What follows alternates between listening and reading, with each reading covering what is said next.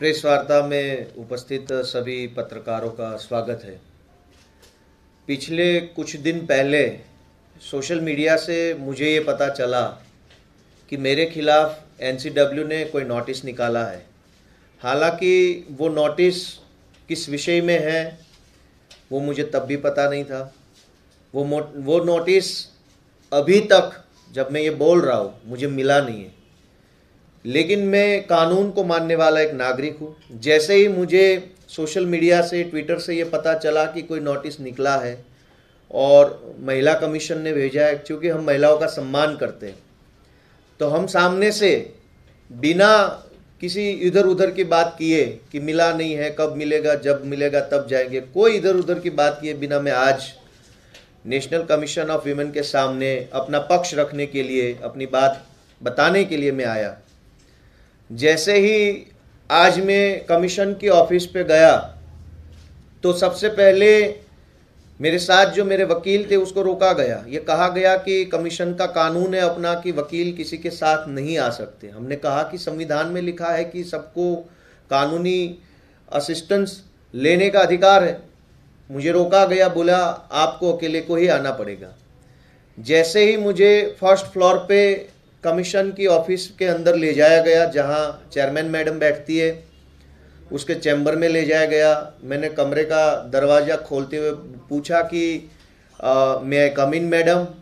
उसने बड़ी एरोगेंसी से कोई जवाब नहीं दिया और मेरी तौर देखते हुए बोला कि बहुत ही बदतमीज हो तुम, क्या औकात है तुम्हारी और क्या हैसियत है तुम्हारी। मुझे ये कहा गया। मैं शॉक हो गया कि ये क्या भाषा है, ये किस टाइप का इन्वेस्टिगेशन है, ये किस चीज़ के लिए मुझे इस कमरे में, इस ऑफिस में बुलाया गया। मैं शॉक हो गया। मैं कुछ नहीं बोला क्योंकि वो चेयर पे बैठी है। चेयर की रिस्पेक्ट करना सिटीजन होने के नाते मेरा फर्ज बनता था। मैं सुनता रह गया। मुझे पूछा गया कि ये कौन लोग हैं जो बाहर आए हैं, क्यों आए हैं इतने लोग, और मुझे बड़े भद्दे तरीके से, बड़ी घटिया तरीके से ट्रीट किया गया 2 मिनट के लिए। बहुत डांटा गया, बहुत धमकाया गया। ये कर दिया जाएगा, पुलिस के हवाले कर दूंगी, तुम्हारे ऊपर एफआईआर करवा दूंगी, जेल में भर देंगे, क्या समझते हो अपने आप को, औकात क्या है तुम्हारी। इस टाइप की बातें खुद मैडम ने अपने चैम्बर में मुझे बताई। मैं सिर्फ सुनता रहा। मैं सुन था, मैं शॉक था, क्या बोलूं क्या नहीं बोलूं।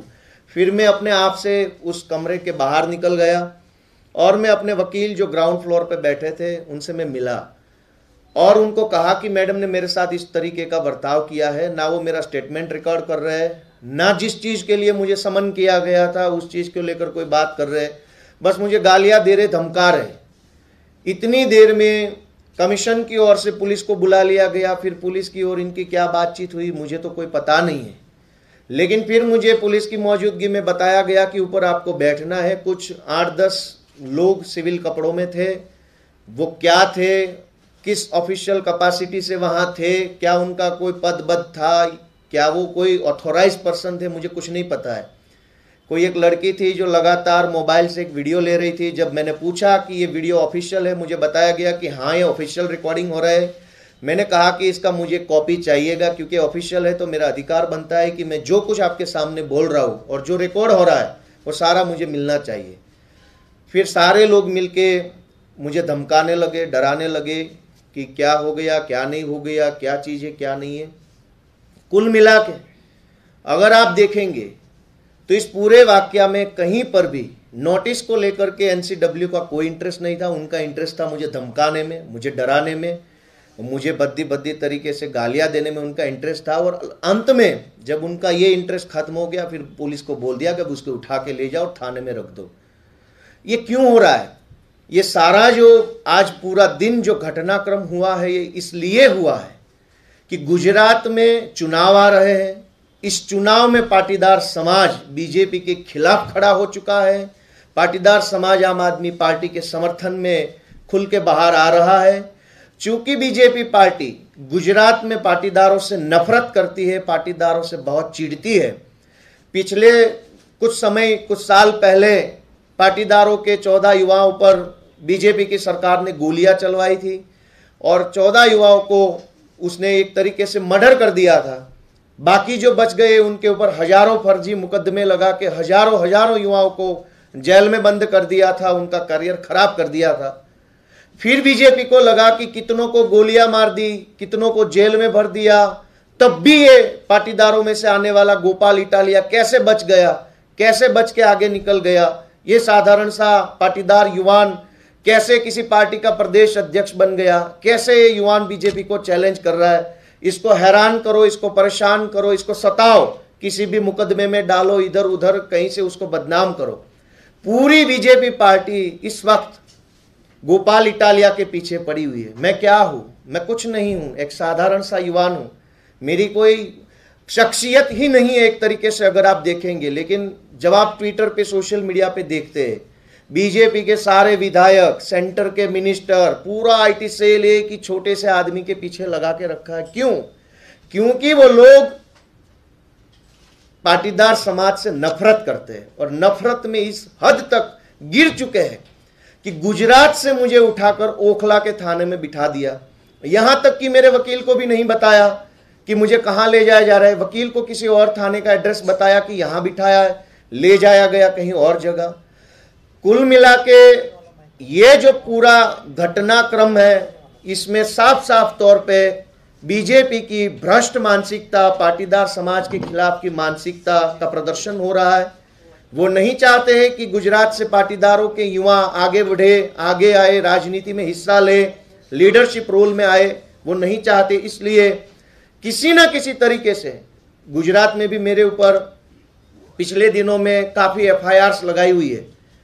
यहाँ पर भी इन्होंने आज मेरे साथ जो किया वो बताता है कि ये पाटीदारों से चिढ़ते हैं, पाटीदारों को नफरत करते हैं, गोलियां मारते हैं, जेल में भरते हैं, तब भी उनको संतोष नहीं होता है तो अब गुजरात से बाहर बुला के प्रताड़ित करने की कोशिश करते हैं।